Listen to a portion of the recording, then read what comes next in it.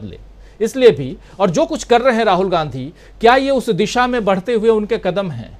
और साथ साथ जब हम रामेश्वर को देखते हैं और ऐसे तमाम दूसरे लोगों को देखते हैं, धान की रोपाई करते हुए किसानों को देखते हैं और उनके बीच की महिलाओं को अपने घर बुला करके राहुल गांधी खाना खिलाते हुए दिखाई देते हैं, तो ये भी महिलाओं को, दलितों को, वंचितों को, अल्पसंख्यकों को, इन सबको भी साधते हुए राहुल गांधी दिखाई देते हैं, युवाओं को भी। आपका नजरिया जरा इस पर। देखिए राजीव जी, आपने कहा कि आपने सफाई दी कि हम राहुल गांधी के का प्रचार नहीं कर रहे हैं या उनके बारे। मेरा कहना है कि ये वक्त आ गया है कि राहुल गांधी का खूब प्रचार करना चाहिए, क्योंकि ये जो वक्त है, आने वाले 3-4 महीने, ये हमारे लिए, देश के लिए बहुत इम्पोर्टेंट है, महत्वपूर्ण है। और राहुल गांधी हम सब लोगों की आकांक्षाओं, संवेदनाओं के प्रतीक बनकर उभरे हैं। तो इसमें कोई अपराध बोध नहीं होना चाहिए कि जब पूरा का पूरा देश का गोदी मीडिया प्रधानमंत्री मोदी जी और उनके लोगों की बात कर रहा है, तो वैसे में हम राहुल गांधी की बात कर रहे हैं। क्यों नहीं करना चाहिए? हम नहीं करेंगे तो कौन करेगा? मतलब कौन है देश में जो करेगा? देखिए, मैं जिस चीज को देख रहा हूं, समझ रहा हूं, वो ये है कि राहुल गांधी क्यों कर रहे हैं, वो और कुछ क्यों नहीं कर रहे हैं। मैं भी गया हूं, लेह से पेंगोंग तक भी गया हूं और आगे नुब्रा तक भी गया हूं। पेंगोंग तक कोई 250 किलोमीटर का रास्ता है, बहुत ही कठिन रास्ता है। मैं तो खैर जीप से गया हूं। इसलिए आप इस आदमी के बारे में सोचिए जरा कि ये कर क्या रहा है, ये क्यों। तो रामेश्वर कौन है? ये उसका चेहरा किस आदमी से मिलता है? रामेश्वर का चेहरा उस आदमी से मिलता है जिसके बारे में महात्मा गांधी ने राजघाट पर लिख रखा है कि जब आप बहुत कष्ट में हो, आपको बहुत तकलीफ हो रही हो, तो आप अपने आंखों के सामने उस अंतिम व्यक्ति का चेहरा लाइए जिसके पास कुछ नहीं है। वो मैकेनिक कौन है जिसके दोनों हाथ नहीं है और वो इंजन बदल रहा है? वो जोमेटो वाला कौन है जिसके पीछे वो बैठे हुए हैं? आप जरा देखिए कि रामेश्वर के पास उसकी जो लड़की बैठी हुई है राहुल गांधी के पास, वो क्या पहने हुए है? और क्या उसको लग रहा है कि वो बहुत ज्यादा एक्साइटेड है? उसको लग रहा है कि कुछ उसको मिल गया है, कुछ वो अजीब सी हो रही है? वो बहुत ही सहज है। उसके कपड़े देखिए, आप दिखाइए उसको कि वो, ये कौन है, ये लड़की कौन है, इसका चेहरा कैसा दिख रहा है, आप जरा देखिए। ये राहुल गांधी जो कर रहे हैं राजीव जी, हम लोगों ने पिछले 9 सालों में राजनीति का क्रूर चेहरा देखा है, अहंकारी चेहरा देखा है। उस चेहरे में केवल बुलडोजर है, उस चेहरे में केवल एनकाउंटर्स हैं, उस चेहरे में केवल आग है, रक्त है, क्रोध है, क्रूरता है। वो राजनीति को एक मानवीय चेहरा प्रदान कर रहे हैं राहुल गांधी, और वो डरा रहे हैं सत्ता को और दुनिया के शासकों को कि आप जिसको भारत के नेतृत्व का प्रतीक मानते हैं, वो उस भारत के नेतृत्व का प्रतीक नहीं है, उस भारत का नहीं है जिसका प्रतिनिधित्व मैं कर रहा हूं। वो पेंगोंग पहुंचकर चीन को मैसेज दे रहे हैं कि 2020 की मई के बाद से जब लद्दाख में पेंगोंग के इलाके में चीन ने कब्जा किया, उसके बाद से आज तक प्रधानमंत्री कहा है कि चीन हमारे यहां घुसा है। 2000 वर्ग स्क्वायर किलोमीटर पर उनका कब्जा है चीन का, एक बार भी नहीं कहा। और अब साउथ अफ्रीका में ब्रिक्स की बैठक में 21-22 तारीख को प्रधानमंत्री चीन के राष्ट्रपति से शी से मिलेंगे। क्या करेंगे मिलकर, क्या कहने वाले हैं?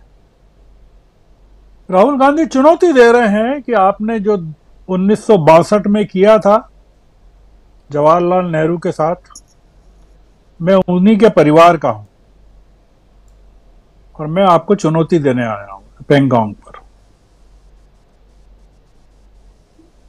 तो इसलिए हमको राहुल गांधी की तारीफ भी करना चाहिए और ये मैसेज है दुनिया के या भारत के विपक्ष के दूसरे नेताओं के सामने कि जो अपॉर्चुनिटी राहुल गांधी के पास अब आई है वो तो उनके पास भी उपस्थित थी। जी। इंडिया के सारे नेताओं के पास थी।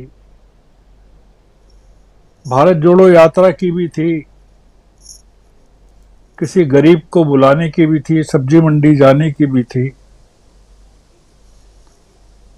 उन्होंने क्यों नहीं किया?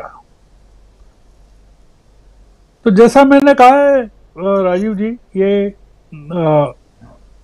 आप देख रहे हैं, मैं देख रहा हूं मध्य प्रदेश में, छत्तीसगढ़ में भी देख रहा हूं, राजस्थान के बारे में भी सुन रहा हूं।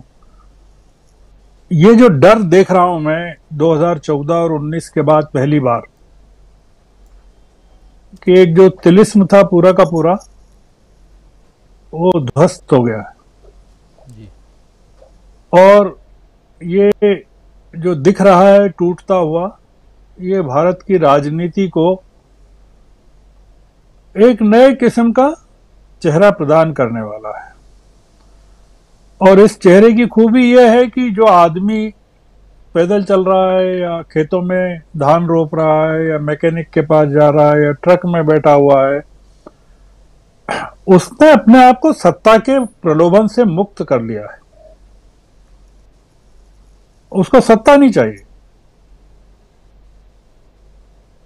वो राम की मुद्रा में है कि वो सुग्रीव को सत्ता दिलवा रहा है, वो विभीषण को सत्ता दिलवा रहा है और खुद सत्ता से भाग रहा है, दूर भाग रहा है। तो ये हिंदुस्तान के हर आदमी तक ये बात पहुंचनी चाहिए, मेरा ये कहना है। इसमें कोई संकोच करने की जरूरत नहीं है कि हम राहुल गांधी की बात क्यों करें, हमको करना पड़ेगी। जब बाकी लोग करने लगेंगे, पूरा देश जब करने लगेगा, पूरा मीडिया करने लगेगा, तब हो सकता है हम नहीं करें, हमको करने की जरूरत नहीं पड़े। पर इस समय जब सत्ता की राजनीति राहुल गांधी पर, उनके परिवार पर, आपने देखा राहुल गांधी अविश्वास प्रस्ताव पर जब बोल रहे थे तो उन्होंने शुरुआत इस बात से की कि माननीय अध्यक्ष जी, मैंने आपको पिछली बार बहुत कष्ट दिया पर आज मैं आपको कष्ट नहीं दूंगा, मैं आज दिमाग से नहीं दिल से बोलूंगा। जी। और प्रधानमंत्री अपने विश्वास प्रस्ताव में मजाक उड़ाते हुए कहते हैं कि वो आए थे, एक भाषण हुआ जिसमें उन्होंने कहा कि वो दिल से बात करेंगे, तो उनके दिमाग के बारे में तो पूरे को पता है।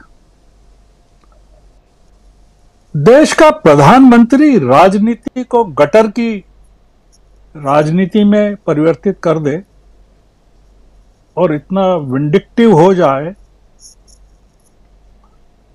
क्रोध से भरा हुआ हो, अपने विपक्षियों का अपमान करता हो, संसद में भी, लाल किले से भी, राहुल उसका जवाब दे रहे हैं। और इस देश की जनता उसको देख रही है, वो समझ रही कि क्या हो रहा है। ऐसा नहीं है, अगर जो सत्ता में है उनको बहुत ज्यादा कॉन्फिडेंस होता तो इतनी मेहनत नहीं कर रहे होते कि विधानसभा चुनाव के 3 महीने पहले, जबकि चुनाव आयोग ने अभी तारीखें भी घोषित नहीं की, मध्य प्रदेश और छत्तीसगढ़ में 60 सीटों की घोषणा कर दी। जी, आप समझ सकते हैं बेचैनी क्या है। और छत्तीसगढ़ में भूपेश बघेल जी के सामने उनके भतीजे को, विजय बघेल को लड़वा रहे हैं, जो कि सांसद है दुर्ग से, उसके नाम की घोषणा की है। आप इसमें बहुत सारे संकेत ढूंढ सकते हैं राजीव जी, ये जो चल रहा है उसमें। और ये जो हो रहा है ये सब राहुल गांधी का प्रभाव है कि उनकी एक यात्रा ने अगर आधे भारत को बदल कर रख दिया है, तो उनकी दूसरी यात्रा जो है वो पूरे भारत को बदल देगी। तो इसलिए मैं मानता हूं कि जो आपने विजुअल्स दिखाए मैं देख चुका था, और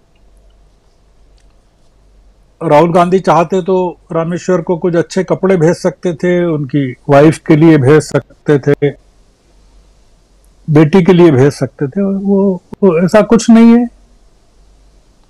वो दिख रहा है कि वो आदमी गमछा कंधे पर लटकाए हुए वैसे के वैसे ही आ गया, जैसा वो मंडी में रहता है।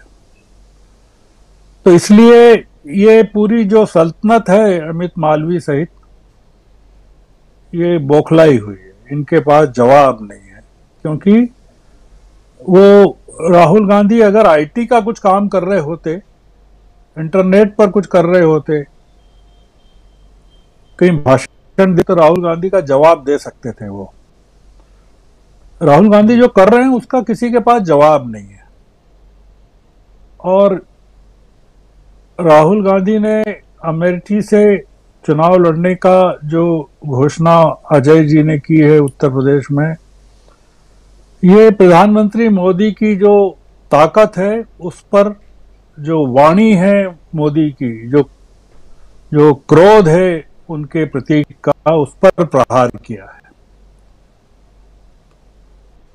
अमेठी में ध्वस्त होने वाली है वो ये होने वाली कि सत्ता का एक महत्वपूर्ण स्तंभ वो ध्वस्त होने वाला है। तो आप देखते जाइए, अभी तो ये शुरुआत है। ये राजीव जी, ये राहुल गांधी अभी लेह तक पहुंचे हैं। आपको किसी दिन पता चलेगा कि राहुल गांधी एवरेस्ट के बेस कैंप पर भी पहुंच चुके हैं। तो ये सत्ता के बेस कैंप पर पहुंच गए हैं, और उनको पता है कि झंडा कहां फहराना है, उनको पूरी जानकारी है।